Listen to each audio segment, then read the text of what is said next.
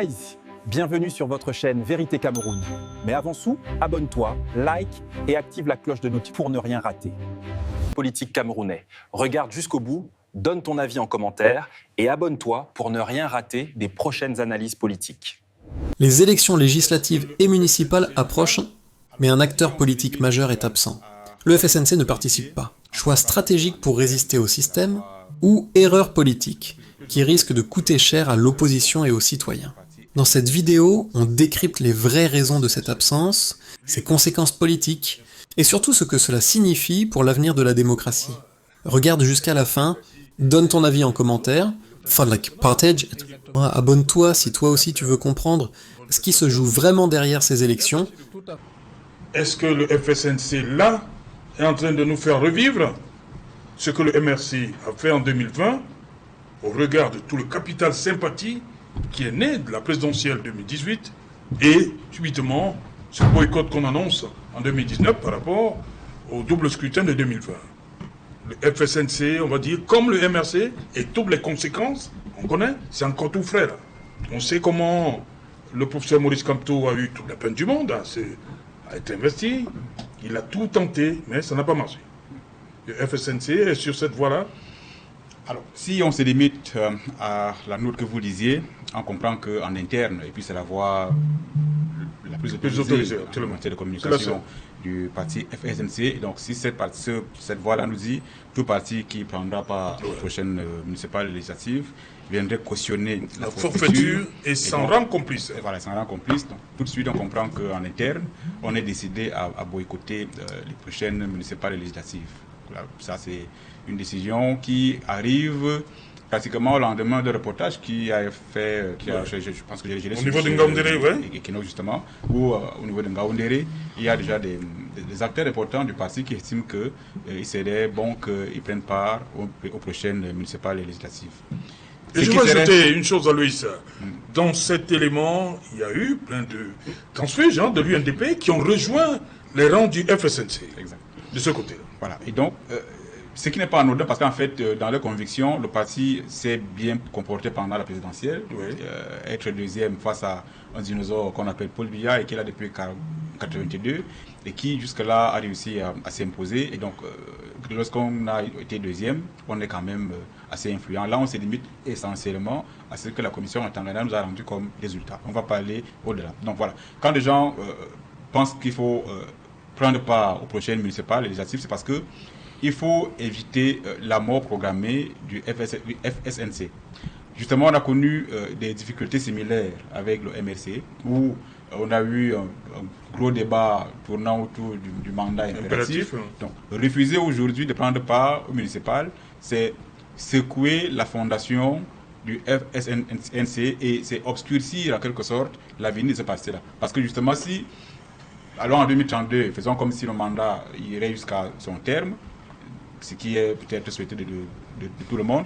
Alors, comment ferait-il pour trouver des élus entre-temps? Est-ce qu'ils vont peut-être changer de paradigme entre-temps? Donc, bref, disons qu'ils sont en train, en quelque sorte, de creuser de manière triviale leur propre tombe. Alors, qu'est-ce qui peut bien justifier cette posture? Oui, on comprend bien la colère en interne, qui est la conséquence de ce qu'il y a eu pendant la présidentielle où tous ceux qui ont assisté au dépouillement ont vu quelque chose d'inhabituel, où la conviction était celle de la victoire qui aurait été celle de ITB, Sachiroma Bakari. Et donc, malheureusement, ça n'a pas été reconnu par la commission à Tangana. Donc, qu'est-ce qu'on fait à mon avis? Il faut peut-être revenir et puis se projeter et prendre part aux prochaines législatives afin d'avoir des députés. Sinon, comment, à défaut de demain d'aller encore... Comme de simples conseillers municipaux. Au moins. Sinon, demain, qu'est-ce qui va leur arriver? C'est peut-être chercher encore à faire recours au parti d'emprunt, ce qui est communément appelé ici comme le parti Yango. Et là, ça ne sera pas évident, puisqu'on a compris que ce qui est arrivé avec le professeur Maurice Kamto, où il a bataillé comme il pouvait, à la fin, on aurait eu. Donc, disons qu'aujourd'hui, décliner la participation à cette élection municipale législative,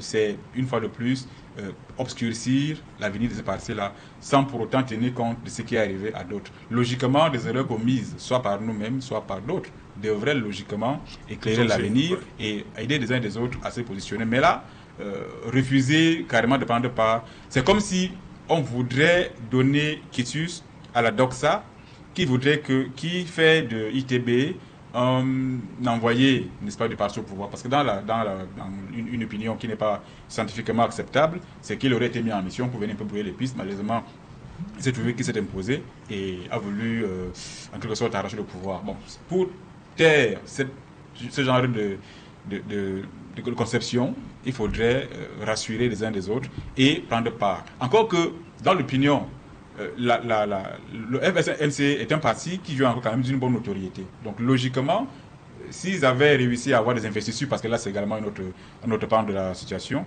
avoir ces investitures-là, ils feraient forcément j'ai fait dire mal. Bon, maintenant il y a quand même un élément à prendre en compte, c'est que là je rejoins un peu Maître Ariscom, c'est que le même élément, le même arbitre est toujours là pour certains. Et donc, j'estime que tant qu'il y a l'arbitre en question, il vous sera difficile d'avoir quoi que ce soit. Là, on peut comprendre ça. Mais là, je pense qu'on peut balayer rapidement cet argument-là et revenir à la raison, revenir à la bonne méthode démocratique, même si les jeux sont, pour certains, carrément déjà joués, s'inspirer des erreurs entre les griffes commises par d'autres et réajuster son positionnement, son jugement, son raisonnement pour que demain, on n'ait pas à faire recours au mandat impératif et autres. Voilà.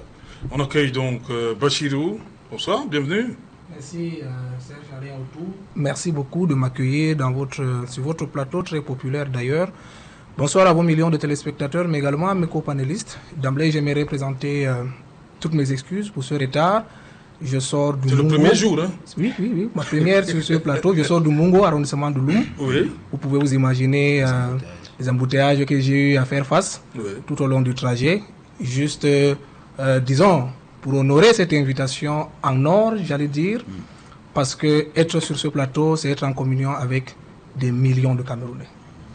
Merci, Bachirou, de l'UNDP. C'est bien ça. Ceux qui regardent, c'est moi, Saïdou Maïdadi, Yaya Bello et les autres, et le président national, hein, on m'a dit. Exactement. Donc vous avez intérêt à faire une bonne prestation.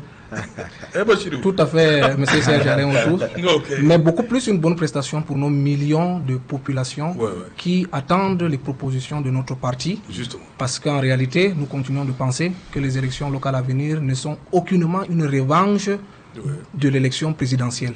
Mais c'est plutôt une responsabilité que nous devons prendre envers nos populations que nous avons toujours servi. L'UNDP sert ces populations depuis des années. Je prends la récente élection locale, les récentes élections locales de 2020 qui nous ont permis de gagner des communes, d'ailleurs une mairie de la ville, contrôler toute une région de la Damawa. Les résultats parlent d'eux-mêmes, on n'a pas besoin d'épiloguer là-dessus. La mairie de la ville de Ngaoundéré est sortie première de toutes les 14 mairies de la ville du Cameroun. Quand je prends le département du Diamaré, on a la mairie de Dargala qui est sortie première en termes d'exécution du BIP.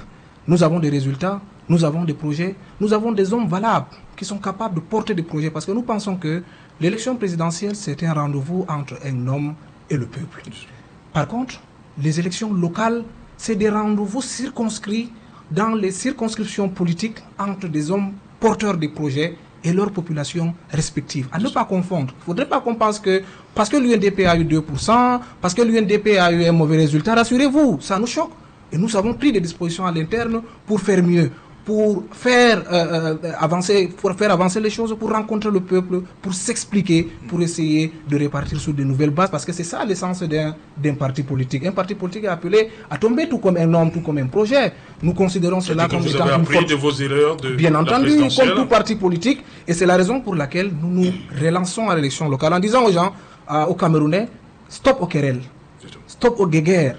En faisant des journées à dire que l'un est traître, l'un a joué le jeu du régime, l'un a pris le fameux 1 milliard qu'on n'a jamais vu, l'un est parti peut-être en Gambie, il nous a trahis. Non, il est temps pour nous, les jeunes particulièrement, de prendre nos responsabilités, d'être des porteurs de projets, d'être des porteurs d'ambition, parce qu'il faut qu'on soit ambitieux. Si nous avons combattu le RDPC pendant l'élection présidentielle, parce que ça ne va pas, non pas seulement à cause du bilan de celui que nous avons combattu, qui est le président Paul Biya, mais aussi des bilans de ceux qui sont au niveau des communes. Dire qu'on ne va pas à une élection présidentielle, qu'est-ce que ça veut dire logiquement? Ça veut donc dire que nous sommes en train d'appliquer la politique de mieux un père tous, qu'on n'a pas pu chasser celui qu'on voulait, mais on laisse aussi les maires, les députés rester. Mais ce que nous ne savons pas, c'est qu'en réalité, le résultat sera plus grave.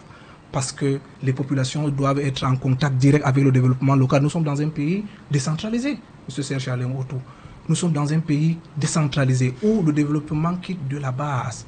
le panier de la ménagère peut être impacté à partir des pouvoirs locaux, à partir des décisions locales, à partir des leaders charismatiques qu'on peut voir. On a vu des communes qui ont tissé des partenariats avec des organisations internationales, des organisations de par le monde. On a vu, malgré le contexte qui est difficile, des maires, des députés qui ont pu impacter la vie de leur population. Je vais prendre un extrait du chef de l'État qui a dit que ce mandat, c'est celui de la jeunesse et celui des femmes. Vous avez vu le premier pas du RDPC à travers les élections régionales. On avait accordé un bénéfice de doute, le moins un petit soupçon de sincérité dans le discours du chef de l'État. Mais qu'est-ce qui s'en est suivi? Les élections régionales, la région du centre, est-ce que c'est un jeune? Quand vous prenez toutes ces régions, qui est jeune? Quelles sont les femmes qui ont été mises en place? Nous avons compris que ce mandat commence par un leurre. Ce mandat commence par, j'ai envie de dire, une arnaque. Et c'est pour ça que l'UNDP, après avoir pleuré, après avoir regretté ce résultat qui pour nous est comme un naufrage, qui doit être maîtrisé, qui est d'ailleurs maîtrisé par le président national, M. Bello Bouba Maïgari, doit prendre ses responsabilités, doit envoyer les jeunes, doit corriger la copie du RDPC. L'heure n'est plus au querelle avec le FSNC, le MRC ou tout autre parti politique. Nous avons tourné le dos à la présidentielle, nous nous attaquons aux communes, nous partons dire à nos populations, si votre parti que vous avez suivi, si l'homme politique que vous avez suivi vous a dit qu'il continue de se battre pour sa fameuse, j'ai envie de dire fameuse victoire parce qu'elle n'est pas officielle, nous vous tendons la main pour que nous puissions obtenir le changement d'une autre façon, dans la proximité, sur le plan local, à travers des projets. Bien entendu, nous vous avons dit, nous portons des projets. Et vous aurez la consécration dans les jours à venir, M. Serge. Voilà, merci, Bachirou.